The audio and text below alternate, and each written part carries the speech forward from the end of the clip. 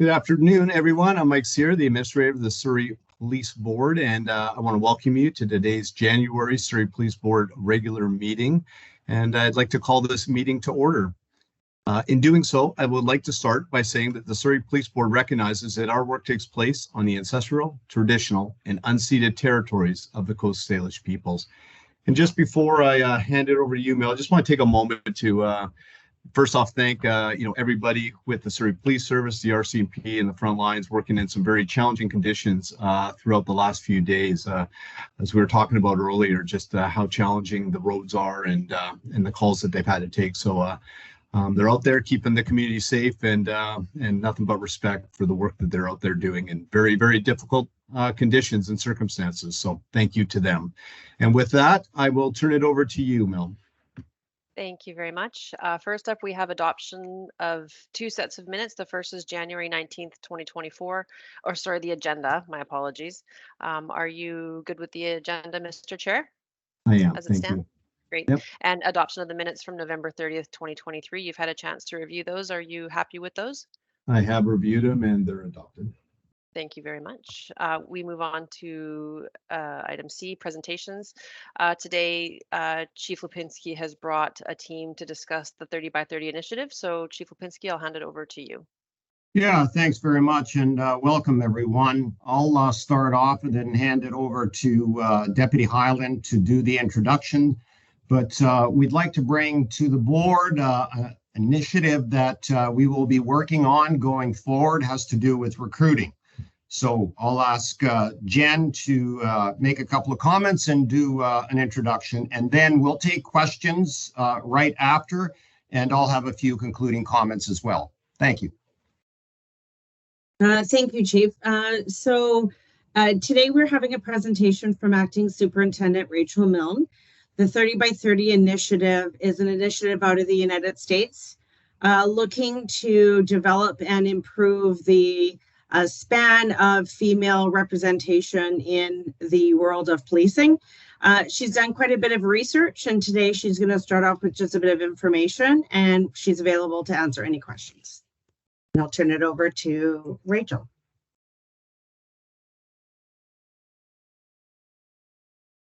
Good afternoon, and thank you to the board for the opportunity today to inform you about this initiative. The 30 by 30 initiative is a North American movement that was initiated about 5 years ago after the U.S. Department of Justice identified that public safety was being negatively impacted by chronic underrepresentation of women in policing.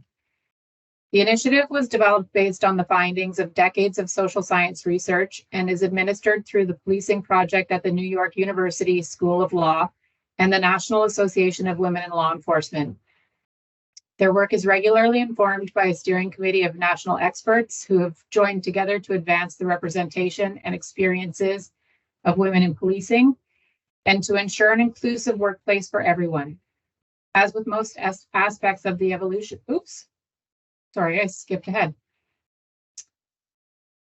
To advance the representation and experiences of women in policing and to ensure that policies and culture intentionally support the recruitment and success of women officers throughout their careers. Next slide, please.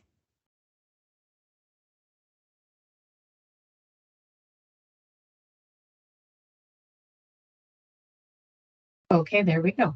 Thank you. The 30 by 30 initiative targets the achievement of 30% female recruitment. This percentile was not chosen arbitrarily. This is the threshold at which change begins to happen and where a group is empowered to influence an organization's culture.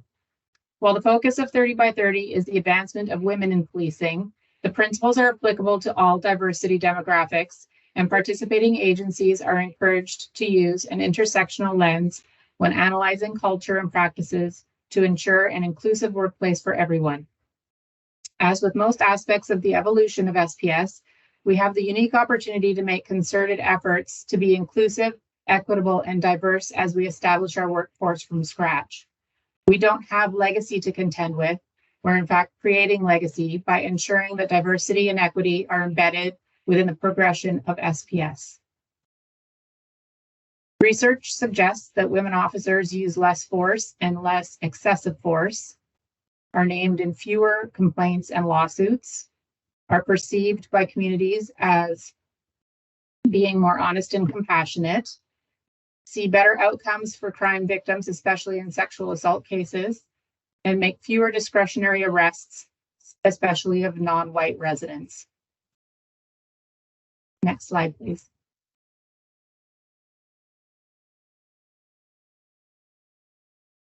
The initiative launched the first cohort in 2021, and the US is now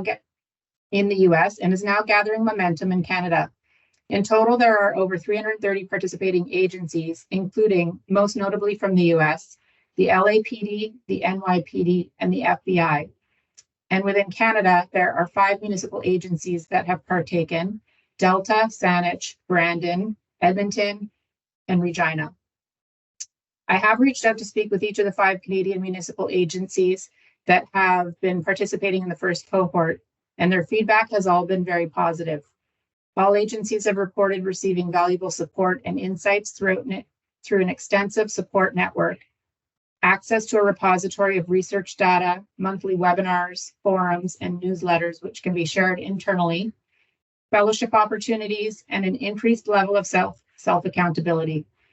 Multiple Canadian agencies advised that since committing to 30 by 30 within the past 12 months, they had seen an increase in female applicants, and one agency stated that several female applicants had cited 30 by 30 as one of their reasons for applying specifically to that agency. Next slide, please. We know that Surrey is one of Canada's fastest growing and most diverse cities. From day one, our organization has set a goal of being diverse and inclusive and to reflect the community that we serve. The 2021 census reported the population of Surrey to be at 568,322. 50.3% of the respondents identify or express as female. SPS, the sworn strength of SPS as of today is 360 sworn officers, with 20% of the overall sworn strength being women. To date, SPS has hired and onboarded 62 recruit constables. Of those 62, 21 have been female. Although we've been successful to date in our recruitment of women, we will need to ensure that we maintain a consistent lens on representation, not just of women, but of all diversities. Signing the 30 by 30 pledge not only demonstrates our intent, but it provides us with tools, a support network, and a framework for accountability. Next slide, please.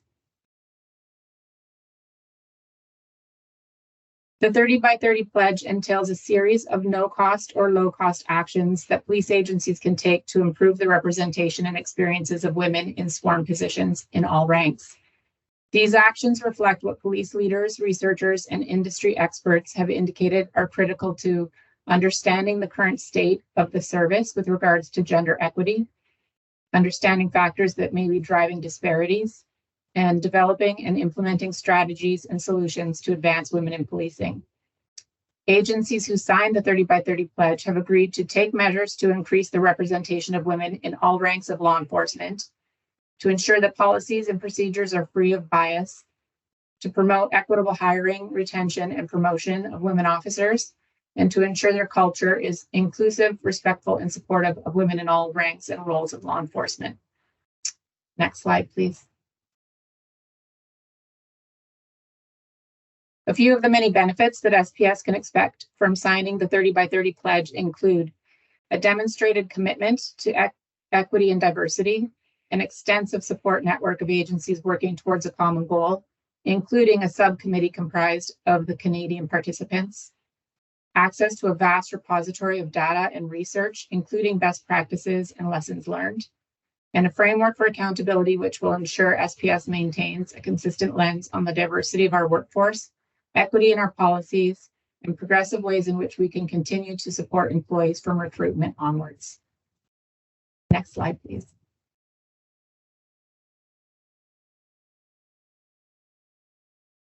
Pledging the 30 by 30 initiative is a phased 24-month commitment. Registration is now open and the anticipated launch is late spring of 2024. During phase 1, there will be a requirement to collect and report some baseline data, being our number of sworn officers, the demographics of our sworn officers across rank and assignment, and the number and demographics of the recruits that we've hired within the past 12 months. We are going to then distribute an anonymous internal survey to the women officers, inquiring about their perspectives and experiences pertaining to culture, equity, and opportunity. We will formally make hiring, retaining, and promoting qualified women a strategic priority for our agency, affirming a zero tolerance for discriminatory practices or harassment. We will ensure accommodations are made for nursing mothers who have returned to work as needed, and ensure all equipment for women officers is appropriate and fit to the officer's proportions, including but not limited to uniforms, firearms, ballistic vests, and so on. During phase 2, we will be required to collect and review aggregated data relating to hiring, promotion, retention, and culture, and recruitment, and ascertain if it is proportionate. We will work with command staff to develop a strategic plan that captures efforts, addresses concerns, implements improvements, and we will integrate regular input from all ranks. Although taking the pledge isn't necessary for us to commit to these actions, in fact, SPS is already exceeding the 30% threshold, and completing many of these actions, it does demonstrate both internally and externally SPS's intention and commitment to being a progressive police service and to be accountable for improving representation and culture in policing. I'm looking forward to being the champion of this initiative for Surrey Police Service, and I look forward to reporting back to the board on our progress and our outcomes.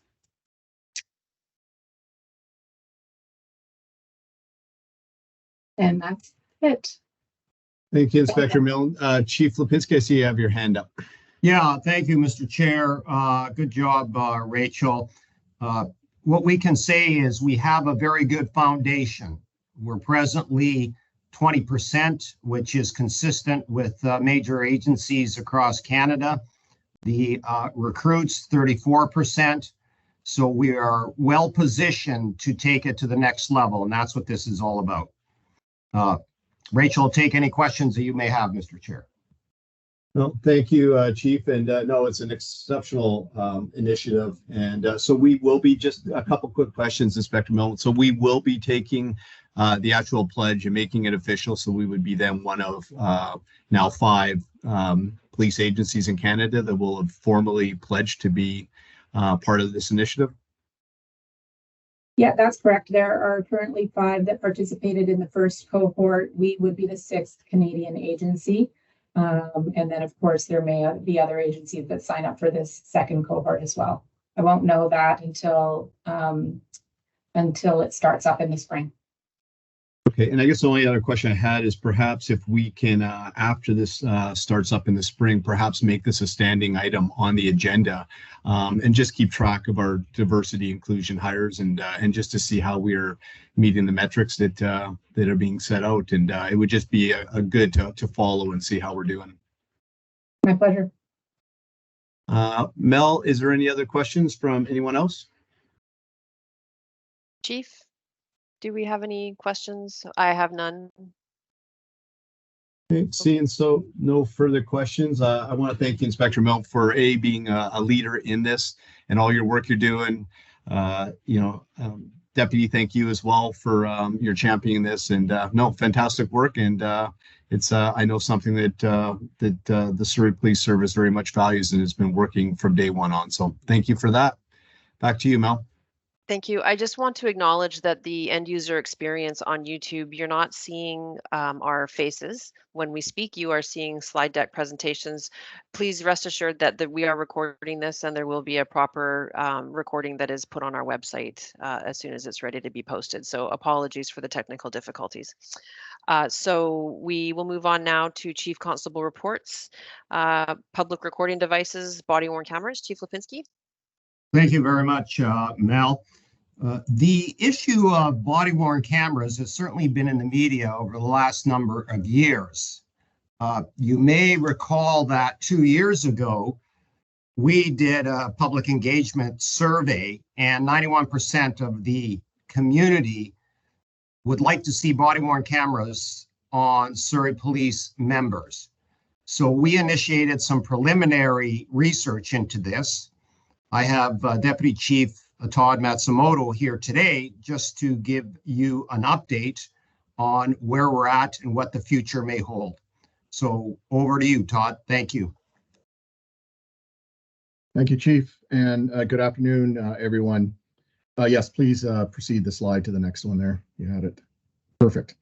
So the slide deck and the presentation is about public recording devices as a totality, but I really want to focus today on the use case for body-worn cameras, as the Chief mentioned. Eventually, Surrey Police Service will be exploring use cases for other device categories, and some of them are pictured there. So these are things like fleet cameras or cameras for your police cars and drones. But today the focus is on body-worn cameras, and I just want to describe a little bit about what's happening in the police ecosystem in BC and across the country, and then sort of put out there on the table sort of the evaluation or the staging framework that we're going to be looking at here. So as the Chief mentioned, in our public survey, 91% of respondents wanted or felt it was mandatory. It should be mandatory for SPS to have their officers wear body-worn cameras.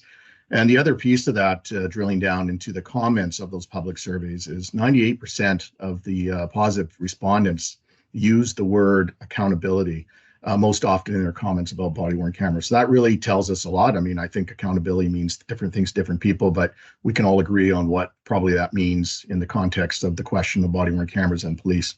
So that's very enlightening to us, and you know, that's helping shape where we're going with this too. So next slide there, please. So as I mentioned, I wanted to sort of give you the update real quick on the body-worn camera situation in British Columbia. Delta Police Department was the first to deploy, and they've gone through a very gradual deployment, starting off with use in very specific situations, protesting and community events and whatnot, and now they're at a stage where they've deployed body-worn cameras with their traffic unit deployed into the public. Vancouver Police recently has been in the media talking about their body-worn camera program. They've started January of this year. They're starting a pilot project, and they'll be outfitting their officers that are in the downtown core, the Vancouver East Side, and in their traffic units. And of course, they're inviting public comment into how that pilot is running, I guess. On a national level, the RCMP have indicated some years ago that they are interested in outfitting 10 to 15,000 of their members across Canada with body-worn cameras.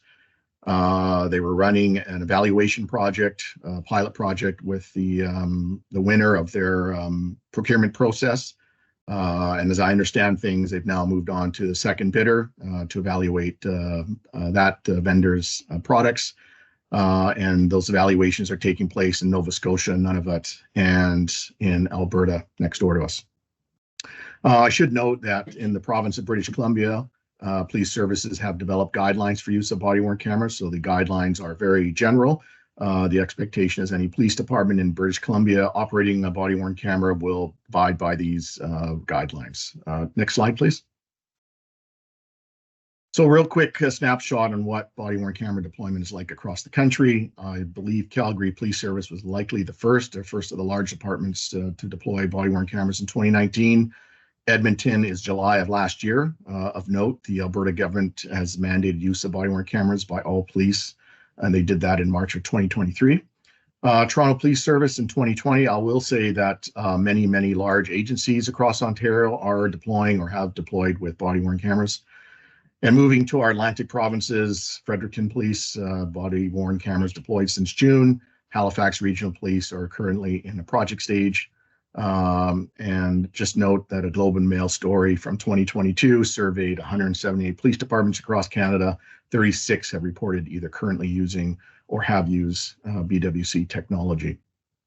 Next slide, please. So as I mentioned at the beginning of the presentation, we are looking at a phased approach framework. So I'm just going to take a few minutes to describe what that looks like. So we are currently at the evaluation and demonstration phase. So we have acquired a couple of test body-worn cameras just really to get our hands on it, to record some training video, and to evaluate how that video and how the technology interfaces or integrates with our own IT systems. I want to make it clear that we have not deployed these cameras into the public. They're strictly used with our operational support unit, using them during training and whatnot, just to get some test footage so we can evaluate how it looks and how they sit on the uniform and things like that. The next phase is confirming our DEMS platform. So DEMS stands for Digital Evidence Management System. So this is the system on the back end that manages all of the body-worn camera footage. The good news in British Columbia is the provincial government back in 2021 mandated a specific DEMS platform, and that was managed and procured through Prime Corp. So Prime Corp is the organization that also runs our records management system, same records management system for all police across British Columbia. And it just made sense that they also manage the DEMS environment. So we have the DEMS environment installed in our IT environment. It's currently being tested, configured. Some of the governance pieces around that are being worked on right now. There really is two main functions of that DEMS platform. One is to hold all of our digital evidence. So it's not just specific to body-worn cameras, but it can hold any evidence that we capture in a digital way. So that could be photographs, that could be video, that could be CCTV video, it could be documents that are scanned in a PDF that's created. And the second main reason for have this DEMS platform is as a conduit for disclosure with Crown Counsel. So the old method was to put digital evidence on jump drives or burn them to DVDs. They're inefficient, it's unsecure. Now we need an encrypted cloud environment in which to upload our digital evidence to Crown Counsel, and that's what this does as well, which is why it's mandated provincially. The third phase would be working on policy, procedure, privacy impact assessments, and not written in that bullet. There's also something called an information security risk assessment. So these are all things that we will undertake to ensure compliance with freedom of information, protection of privacy legislation, and also to ensure that there's nothing in the DEMS environment that is going to be harmful to our own IT systems. So this is really the generation phase of generating policy. We want policy to be transparent. We want the police board, of course, to have input. Police board ultimately approves the policy that will come in front of them. And we also want input from the public on what some of those policy items are. They can weigh in when we make this public, to weigh in on some of those policy items, and at least to start being socialized to what that looks like. Some of the critical issues with policies that we'll address are things like when are cameras turned on, when are they turned off, how and when does body-worn camera footage be disclosed, who can access body-worn camera footage, and also all the privacy concerns around the footage that's captured. And as I mentioned, the board will be engaged heavily in this, and we will be looking at presenting a feasibility study likely in Q2 of this year that will provide more detail on what that body-worn camera roadmap looks like, of course, seeking input along the way. The fourth phase is the consulting phase, and this is again police board, public, and the BC Prosecution Service, so Crown.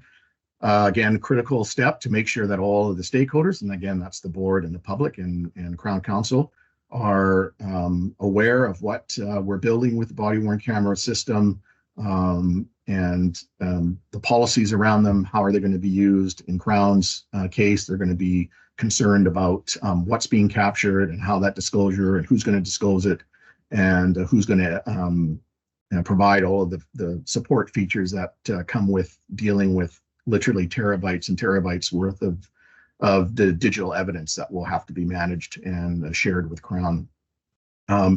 We're hoping to hold public consultation, public demonstrations about the equipment, so public can come and see and see what it looks like, and ask questions about it as well. And then the next phase would be, of course, the procurement process. That's fairly standard with most agencies. We want to just be sure that we're following best practices and that we are transparent in our process for procuring the equipment. Once the equipment is here, we're on to phase 6, which is training. And this is focused on both the equipment training, but also on policy and practices, and also establishing expectation within the different ranks of the SPS. So what are the expectations for constables or people that are deploying with the body-worn cameras, and what are the roles of supervisors and above? And so we'll be working and training all of those things as well. Then we're into the initial implementation stage. So this will be a phased implementation. So we can use the word pilot program, much like Vancouver is in right now, as I described earlier. So we'll have to make decisions with along the lines of, which units are we going to deploy, which areas of the city are we going to deploy. Of course, always keeping a open communication with the public to weigh in on the deployment, so to give us their thoughts. Also internally for our members to give us thoughts during the pilot project about how things are going. And we're always open and flexible to tweaking our policies and our practices depending on what that feedback looks like. And the more important piece about this is we're looking to do this implementation. So the pilot project deploying into the community, we're intent on doing that in Q4, so fall of this year. And then the next two phases are really the socialization internally with SPS, but also with the community. And again, lines of communication are open. We're searching for feedback. We're encouraging feedback. And then the final stage is working in common practice. So this is where we would then turn to the other public recording devices I mentioned. Perhaps there's fleet cameras that we want to put into our vehicles, or drones and whatnot. And some of these can feather in at the same time that we're building our body-worn camera program, but some of them may come after as well. So it's just a matter of setting up that long-term ecosystem, being apprised of our policies, tweaking them when we need to, but also, I think, studying the effects of deployment and learning from, once we're a year out or 6 months out, we can start looking at data to see where these are having impacts and if we need to change practices or policies. So that is it on the body-worn camera presentation, and I invite any questions. Thank you. Thanks, Deputy. I appreciate all the work that's been done. Chief, did you want to add some comments? Yes, thank you very much. This is an exciting project. It's something that the public wants. It's something the public deserves. Certainly, when we're talking about investigations, specifically the IIO investigations, they are in favor of this.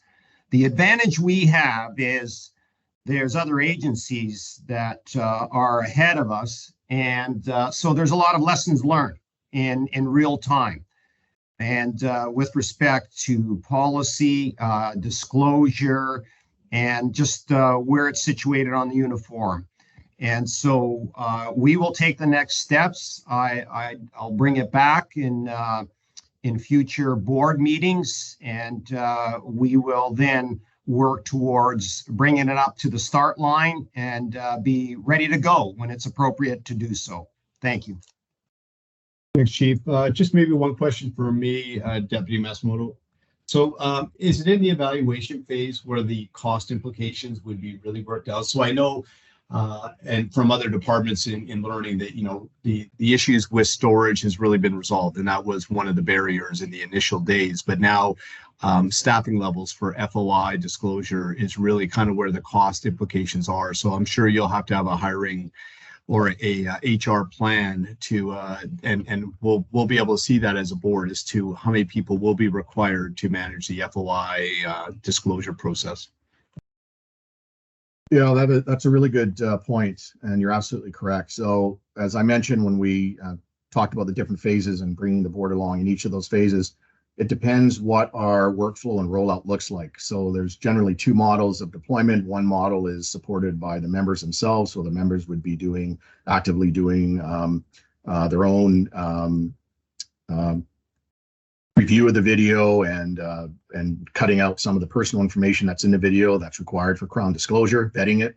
And other models have other staff that do it, and there's pros and cons to each. And of course, we'll have to explore that. In the background will, of course, be the costing of what this looks like. And there's various costing models as well, depending on which vendor you're looking at. So absolutely all that information and more will be coming to the board for deliberation. Thank you. Oh, thank you. I appreciate it. I think it's important to note, and I think you mentioned it, is that there is also a lot of cost benefits as well. As less time in court and less complaints and potentially being able to reallocate resources because of the value of the body worn cameras. And as you know, Chief, 90% of the public in Surrey are wanting this to be on their police service. So yeah, very important. I know it's a lot of work, and I appreciate all the efforts that you and the team have taken. So is there any other comments or questions? Seeing none. Mel, back to you, please. Thank you very much. Next, we have a verbal report from Chief Lipinski on transition updates. Chief? Yeah, thanks very much, Mel. There's a number of topic areas. I'll start with JIBC recruiting, and Deputy Highland will give a little bit of a summary on what that is all about, and also on just staffing in general, which is to say, when we start up a brand new police organization, what is required as far as administration is concerned. I think it's important in the interest of transparency that we apprise the public of some of the build-up requirements in order to get a brand new police service off the ground. So recruiting first and then administrative second. I'll ask Deputy Highland to take it from here. Oh, thank you, Chief. So Administrator Sear, as you're well aware, there are 3 annual classes at the JIBC that allow for agencies to put new recruits through training. Up until now, the SPS has opted to have anywhere from 8 to 14 recruits in various classes. You'll also be aware that while the organization will make a request for a certain number of seats, ultimately it is the JIBC, along with their administrative team, that mets out the seats available for each organization. So while SPS has asked for a standard of 15 seats per class, which would result in 45 new recruits every year, we have gotten a range of anywhere from 8 to 14 seats. So we have yet to actually be allotted the seat request. We are in ongoing conversations with the JI. A lot of that depends on what the needs of the other organizations are, and obviously the JIBC's capacity. So what we had recently in December was the hiring of 10 new recruits for the JIBC class that started in January. Again, we had asked for 15 seats. So in our metrics to get 45 recruits every year, we're tracking a little bit less than that. We will be asking the JIBC hopefully for seats to make up throughout the year in the remainder of the 2 classes. When we don't get the JIBC class allotment, it results in a transition the recruiting team does to bump up the number of experienced officers.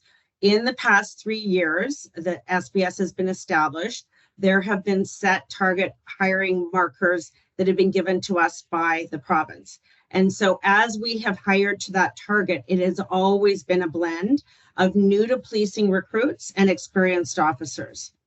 As you know, we report our experienced officer hiring to the province so that we make sure we're very mindful of the ecosystem of policing in the province and how that impacts other organizations. What I can say about the value of having as many new recruits as we can is ultimately, first and foremost, our applications are very, very particular at SPS. The recruiting team has done an amazing job at finding a very diverse talent pool. But what we find on the vast majority of applicants in new recruiting to the SPS is they are specifically personally connected to the city of Surrey. And we receive a lot of applicants for people wanting to get into policing where they make very clear on their application they are specifically only applying because we are SPS and because this is either their hometown, something they're long connected to. They've worked in the city of Surrey for many years. And so unlike a lot of other organizations, we end up with applicants that do not have applications in with other municipal agencies. They are specifically interested in policing the city of Surrey. I'll pause there in case you had any questions about that before I talk about the experienced officers. Yeah, thanks, Deputy. Maybe just a couple of questions, Deputy Highland. Just how long does it take from start to finish when a recruit puts in an application to when you're in a position to actually provide them a letter? Because it does take time, and there's a lot of pre-planning that has to go in place, I'm sure.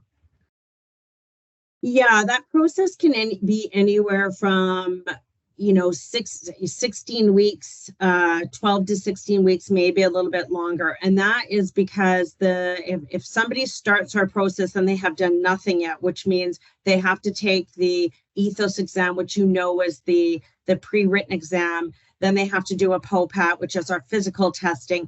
Once we have people that are through those processes, then we have our own SPS vetting, which is an intake, a background integrity questionnaire, senior executive review to determine if someone goes further, more interviewing, polygraph test, a full physical test, a psych evaluation. And so, yes, when you add all those things up, at minimum, it's probably about 16 weeks to hire someone. Someone might go through a little bit quicker if they show up in the application process having already done, say, the written exam and the physical exam, and it might be a little bit quicker. The other part is we do an extensive background investigation that starts off with about 20 references and can be more. So depending on how quickly each reference calls back our background checkers and how quickly they take those statements, that can actually extend the process even longer. So you're right, a lot of work goes into vetting, recruiting, hiring, and getting them ready to go for that start date. And it flexes in between that time period based on the status of the person applying.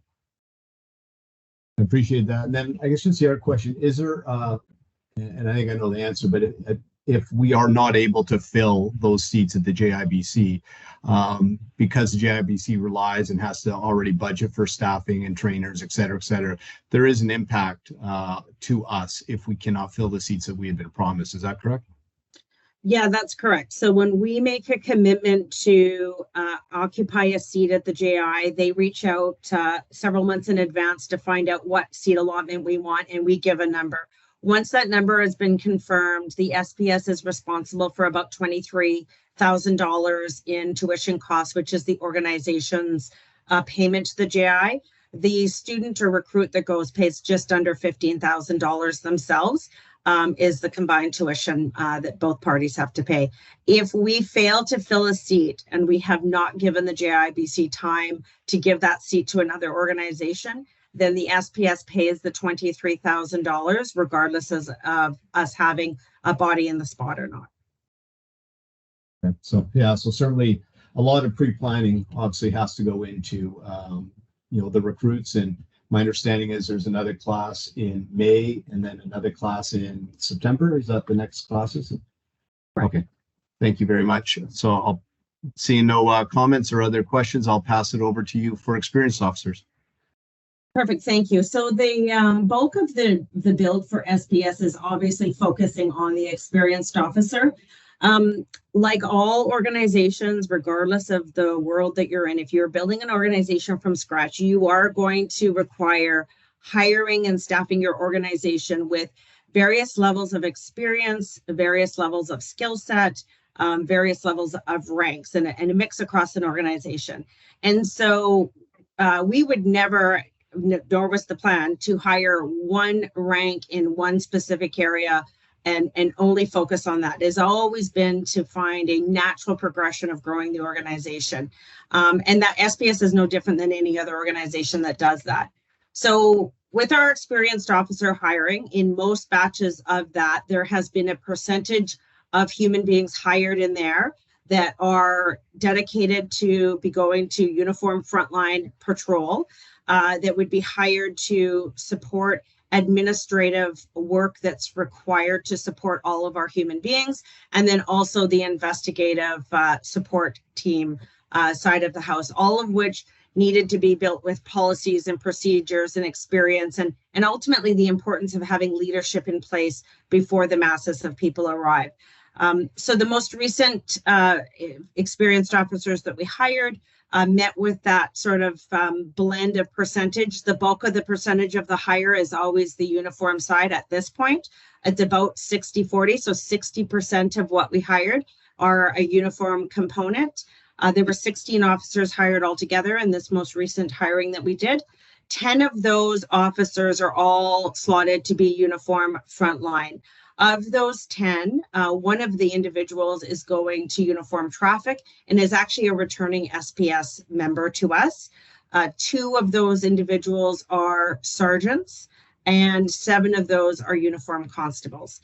The remainder hires, one was for our training team. Our tactical training team has not grown in size in 3 years.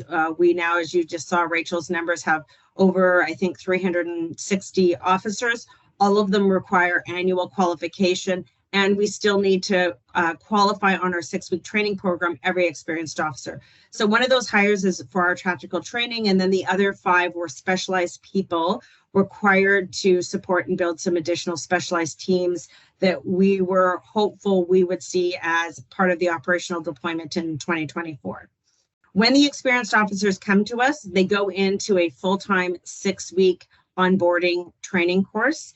That is so that everybody is trained to the municipal policing standards that we're required to meet under the province's guidelines.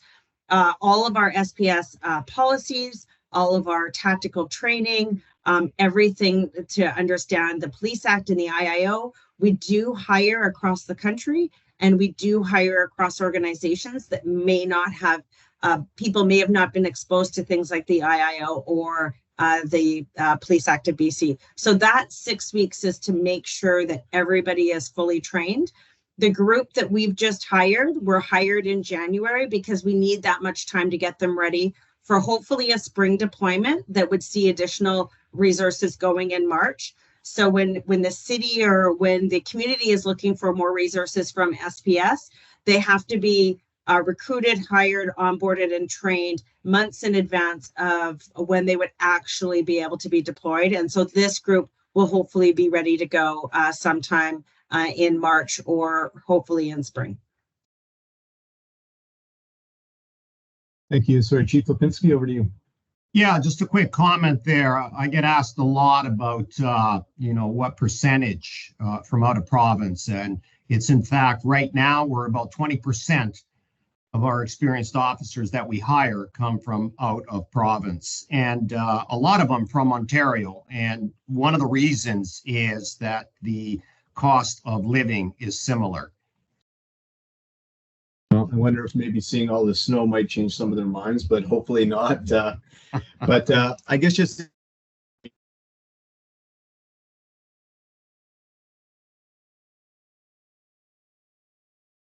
to this. Sorry, your audio cut out there for about 5 seconds. Could you just repeat that? How's this? Can you hear me now, Mel? Yeah, we can't see you, but we can hear you. Yep. Okay, I'll try it again. If it glitches, I'll turn off the camera. But I know, Chief and Deputy, that a lot of work has to be done with assignment agreements and working, with our partners, and so more work is continuing in that area. But I just make that comment because I just know that is a big part of how this transition moves forward is that synergy of working together and building the team. As one phases up, another has an opportunity to redeploy and phase down. So I'm not sure if you had a comment on that, but I just thought it was important, and just all the work that I know you're doing behind the scenes, which I really appreciate. Yeah, I'll make a comment on that. It's in relation to the HR plan. And as you know, Mr. Chair, we submitted our HR plan to the province at the same time that we submitted our budget, because of course, most of the budget, upwards of 85%, is FTEs.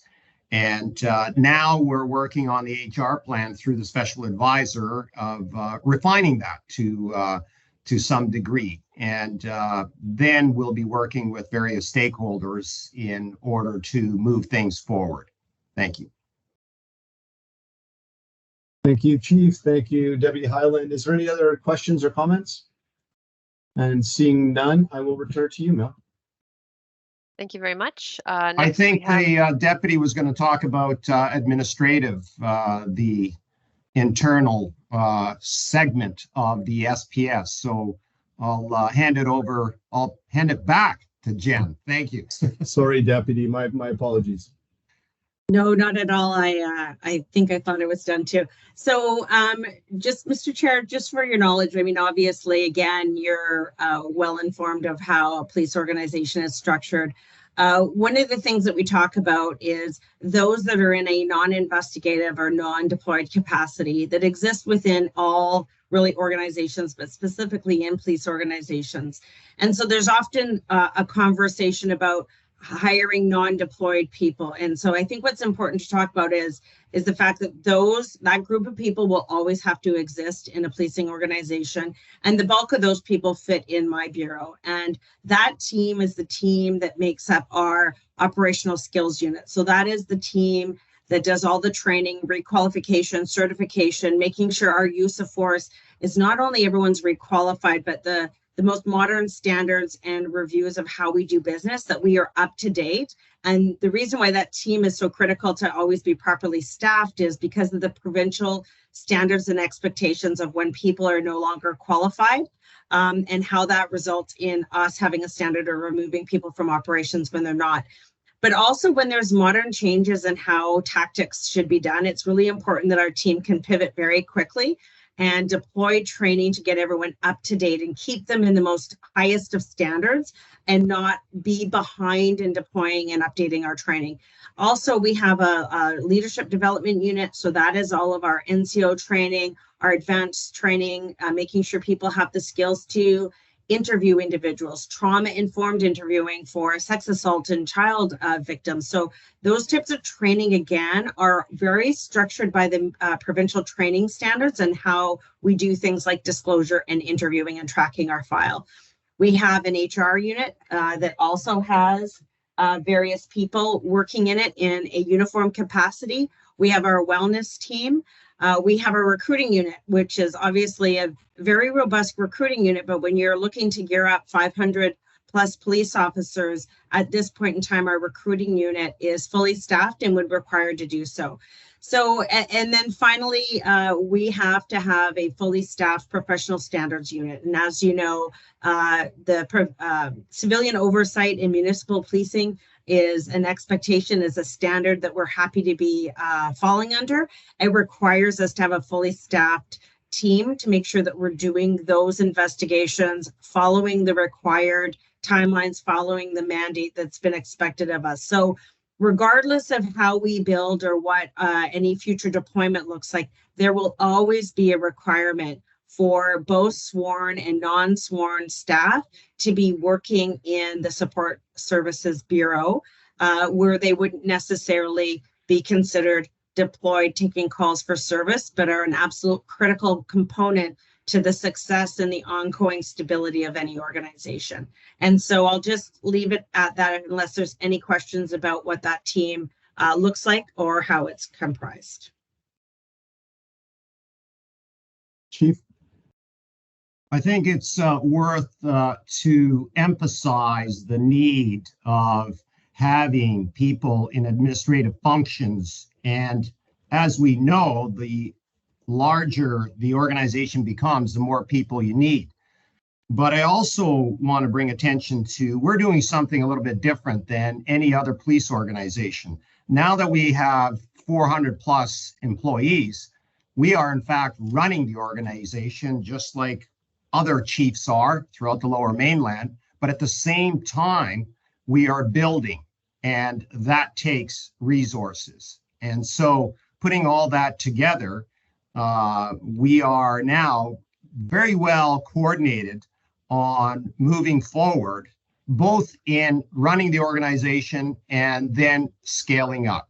Those are my comments, Mr. Chair. Well, I think it's important to note, as you say, I mean, you are the second largest municipal police service in British Columbia, and with that comes a great deal of work that has to be done. And I do know that, you know, how we hire, how we train, how we promote, and, you know, and how you discipline, and all of those falling under your command, Deputy Highland, are critically important to a professional organization. And so putting, you know, really putting your mind to making those solid parts of this organization is critical in building a, like I said, a very professional organization to serve Surrey Police Service. I know that's a comment, but just maybe as a question. So Are you satisfied at this point then that you do have that staffing to where you need it to be, and that there will be a bit of a shift in focus moving forward in the coming months? Is there, or it's still typically going to be a 60-40, or is that work to go on with the advisor at all?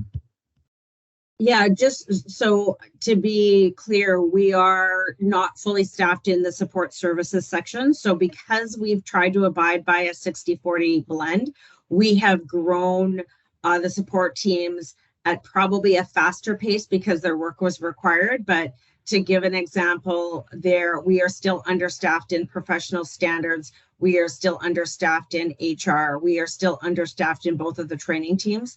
The only team in Support Services Bureau right now that is at its staffing complement is the recruiting unit. Everybody else is still requiring resources. So the ultimate plan would be to always making sure we're phasing in support and specialized hires throughout, because the fear is at 60-40 frontline to support, we will finish off frontline and they'll require support resources that won't be fully established yet. So what we're hoping to do is to try to make sure that the growth is in line with the support that's needed, and to make sure that we're not missing the ability to do the work that's needed because we've overhired in one area and haven't quite prepped the next area. So it's a little bit of an ebb and flow because, of course, recruiting does an amazing job, but human beings can choose to apply or not apply. And so, like all organizations, you're a little bit at the whim of the talent, the expertise, and the interest that somebody has when they apply. And so it's not a perfect science. It's anything but that. But we do the very best we can to meet the needs of what we've been asked to do by all the parties involved. Thank you, Deputy Chief. Is there anything else or any other comments? Yes, I've got one more item to discuss. I'll bring in our in-house counsel, Kyle Friesen, who's going to update us on judicial reviews. Hand it over to Kyle.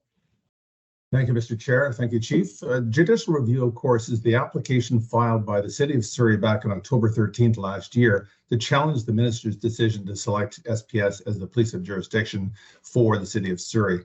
And that was filed October 13th. Just a couple of days later, the government of BC and the Legislative Assembly introduced Bill 36, the amendments to the Police Act, which basically put that judicial review sort of on high and dry. So they revised their petition back in November, the city did, to come up with some new sort of judicial legal challenges in the whole thing. The province's response to the judicial review petition was filed December 15th. And reading through it, it's a comprehensive response to all the city's arguments. For lawyers, it's a fascinating discussion back and forth. The case management conference was held on January the 4th of 2024. And in this judicial review, neither SPS nor the RCMP nor the NPF nor the Surrey Police Union, they're not parties to the actual judicial review at this point here. So it's just the city versus the Attorney General of BC and also the Minister of Public Safety and Solicitor General. So it's a high level kind of thing like that. The date for the first hearing is unknown, but on January 4th, Mr. Justice Kevin Liu was appointed as what we call the Judicial Management Judge. So a judge has been assigned, so that'll streamline the process, very complex sort of thing. And the review standard for judicial review is not correct decision. It's whether it's a reasonable decision made by the minister and the Assistant Deputy Minister of Police Services. Reasonableness is the test. There's a great deference granted by the courts for experts in this case, policing for that sort of thing. A judicial review hearing is not a parade of witnesses to be cross-examined on decisions made in 2018, 2019, all that sort of thing. There's a lot of misinformation out there on social media about what a judicial review can do and what it really is, and it's definitely not that. The minister's decision is of July 19th to say, yes, SPS is now enshrined in the Police Amendment Act 2023, that's Bill 36. So as a result, the judicial review petition had to be sort of reformulated by the city to bring up some, as the province calls it, novel challenges under the Charter of Rights and other issues like that. So in summary, the petition itself does not stop the transition. It's full speed ahead with the parties involved like this. We certainly will respect and look forward to the court's decision, whatever that may be in this case here. But in this case here, the petition does not stop the transition. It's not an injunction that stops the transition at all. So, Chief and Mr. Chair, back to you for any questions. No additional comments by me. Thank you, Kyle. Thank you for the update, Kyle. And yeah, hopefully we can have a speedy trial date set and have some resolution coming forthwith. So thank you. Mr. Chair, just yeah. have two other items before we move on to the next agenda item. The first one I want to talk about is facilities. As you may know, one of our training facilities was in an office building. The City of Surrey directed us to move out of that building in March, and we are now moving into a warehouse building. The challenge, of course, there is that it's a warehouse and needs remediation, and I'm working closely with the City of Surrey to do that and be ready because, as you know, and as was articulated by Deputy Highland, our training is provincially mandated and we need a facility to do that. So that's the first one. The second one I want to just mention briefly as well is asset transfer. There's been some discussion about that, and that entails everything from cars to equipment to firearms and so forth. And I'll just focus on police vehicles. We have at the present time, Mr. Chair, 13 marked vehicles, and there's 24 more on the way. When we're talking about the greater picture of asset transfer, we're certainly ready to sit down and have those discussions, but we'll let it run its due course with the special advisor with the right timing. But I do believe that it's a benefit to the community from a public trust perspective that we have marked police cars with SPS members. And I think it's a doable in the near future, but of course, there's still some logistics that need to be taken care of, but we're looking forward to having those discussions in the near future. Thank you. Thank you, Chief. No, and I appreciate there's a lot of work to be done with all the stakeholders and the special advisor playing a very critical role in that and bringing everyone together. So if you can just keep the board apprised of the steps that have been taken to move that forward, and hopefully these meetings will be fruitful in taking us to the next step. So I appreciate all your work on that. I think that is for that agenda item. And Mel, I'll pass it back to you, please. Thank you very much. So our third report from the chief is the financial update year-to-date expenditures up to November 30th, 2023. So Chief, please. Yeah, thank you, Mel. I'll hand it over to Nathan, our Chief Financial Officer, and he will walk through the financial updates. Nathan, over to you. Thank you, Chief. Good afternoon, Mr. Chair. This report presents an update on our year-to-date expenditures as of the end of November for both SPS operations and the Police Transition Project Fund. I'll go through a few slides and highlight some key points from the report, and then I'll take any questions you may have at the end. Next slide, please. So in September, we projected a total 2023 expenditures, like our total 2023 expenditures, to be 75.4 million, which we used as a benchmark for comparing our financial reports since then. Our financial modeling at the time indicates that 85% of our total costs would be salaries and benefits. The slide shows the breakout. As you can see that the other amounts are relatively less. The biggest component is our salary and benefits. Next slide, please. At the end of November, our total expenses were at 66 million. That's about 87% of our total projected for the year. There's about $9.5 million remaining for December based on that projection. And to give you some context, our average monthly expenses over the last 3 months have been 6.8 million per year. So at that point, there was no indication that we're going to be over the $75 million projection. Our largest areas of cost, as I mentioned earlier, is salaries and benefits. So at the end of November, it was at 58 million, which is about 88% of our total projected costs. And then at the end of November, we also had 384 employees. And another point I wanted to highlight is that our capital expenditures, you see at $4.3 million, half of that relates to vehicles we ordered back in 2022. So they started to arrive last few months. That's when the bills kicked in. Next slide, please. And then this slide presents our expenses out of the one-time policing transition project fund. So at the end of November, we were at $7.3 million remaining or spent. We do expect the remaining balance to be carried over into 2024 as this is a multi-year project fund. Areas of significant expenditures to date include $2.4 million for IT infrastructures, $3 million for assessing and screening new hires and cost of temporary personnel throughout the transition, and also $1.2 million for firearm, personal issue equipment, and specialty equipment. There's a breakdown of the expense categories in the appendix of the report. Next slide, please. And this report was presented for information. I'll take any questions you may have. Thank you, Nathan. And I know you have been working extraordinarily long and hard on the budget and working with the city. As you know, there's been a lot of conversation and discussion about the budget. A lot of it, most of it predates me, but I think it's very important for the public to have a bit of an understanding, and you were here and the chief to certainly walk us through it. So if I can just ask a few questions and just for myself and just for the public to get some clarification. So a full year budget was not approved for 2023. In fact, you know, as I've seen in the communications, it was what was provided was a wind down budget. I've seen 48 million and 49 million for approximately 6 months of operations. So from my perspective, when did you realize that the city only funded SPS for a half year? So we found that out during Q2 when we reviewed their report, and it showed how much was allocated to SPS when the city issues their Q2 report publicly. And then we realized we were running low, like we were getting close to the 49 million in the summer.